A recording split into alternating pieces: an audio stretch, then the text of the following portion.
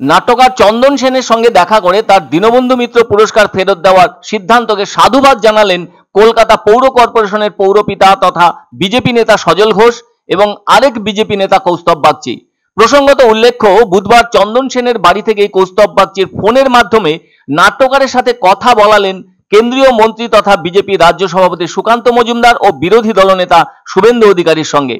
BJP নেতা সজল ঘোষ বলেন, তারা কোনো রাজনৈতিক ব্যক্তিত্ব হিসেবে আসেননি।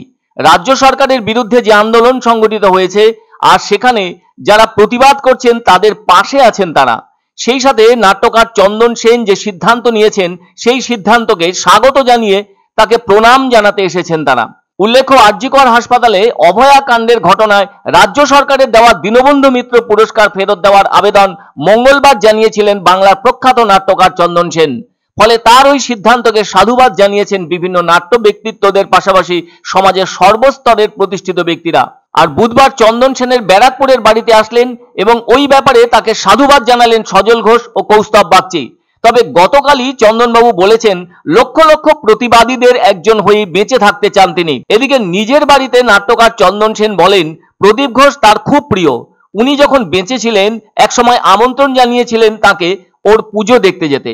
আজ ওর ছেলে সজল ঘোষ আমার বাড়িতে এসেছেন, তবে কোনো রাজনৈতিক দলের পক্ষ থেকে নয়। এদিকে আইনজীবী কৌস্তব বাগচির ফোনের ওপার থেকে বিজেপির আরো দুই নেতার কথা শোনানো হয় চন্দনবাবুকে।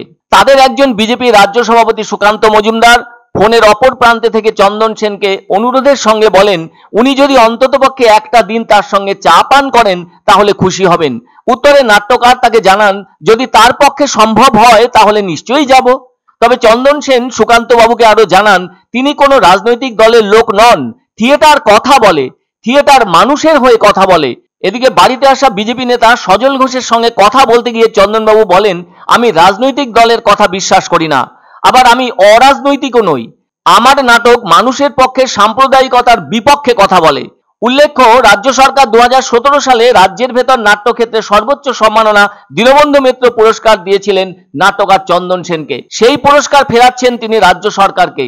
বর্তমানে তার বয়স 61 বছর। তিনি একাধারে বাংলা মঞ্চ, টেলিভিশন এবং চলচ্চিত্র অভিনেতা, নাট্যকার ও নাট্য পরিচালক।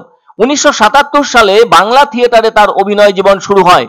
তিনি 19টিরও বেশি ছবিতে অভিনয় করেছেন। 2021 সালে মুক্তি পাওয়া মানিকবাবুর মেঘ ছবিতে অভিনয়ের জন্য রাশিয়ায় প্যাসিফিক মেরিডিয়ান চলচ্চিত্র উৎসবে সেরা অভিনেতার পুরস্কার পান। তবে আজও ছোট পর্দায় তার অভিনয়ের প্রতি মানুষের আগ্রহ আছে বিস্তর। আর অভিনয়ই তার পেশা। নাট্যকার হিসেবে একজন নাট্যকারের রচনায় যে যে গুণগুলি থাকা প্রয়োজন সবগুলি চন্দন সেনের রচনায় মেলে, ফলে তিনি জনপ্রিয় হন। এদিকে সেই নাট্য ব্যক্তিত্ব তার প্রাপ্ত সম্মান ফেরাতে উদ্যোগী হয়েছেন, যাকে সাধুবাদ জানাচ্ছেন বিজেপির দুই নেতা সজল ঘোষ ও কৌস্তব বাগচি। তো যখন মুখের মতন জবাব দিয়ে ফিরিয়ে দিয়ে দেখাও, যখন যারা ফিরিয়ে দিয়েছেন আমি তাদেরকে প্রণাম করতে এসেছি, আমি কৌস্তব তাদেরকে প্রণাম করতে এসেছি, কোনো রাজনৈতিক উদ্দেশ্য নিয়ে আসেনি। কিন্তু চন্দন বাবু যেটার পরিচয় দিয়েছেন সেটা হচ্ছে শিরদাঁড়ার পরিচয় দিয়েছেন।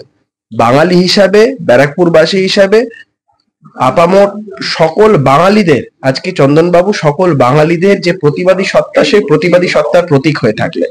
একজন নাকি বলেছেন যে কে কাঞ্চন মল্লিক, যার জন্য চন্দনবাবু এসব ছেড়েছিলেন, কে কাঞ্চন মল্লিক, মানে তিনি একজন বিধায়ক, কে কাঞ্চন মল্লিক, তার বিরুদ্ধে কোনো ব্যবস্থা নেওয়া হয়েছে? এখনো বলছেন কোনো ব্যবস্থা নেওয়া হয়নি।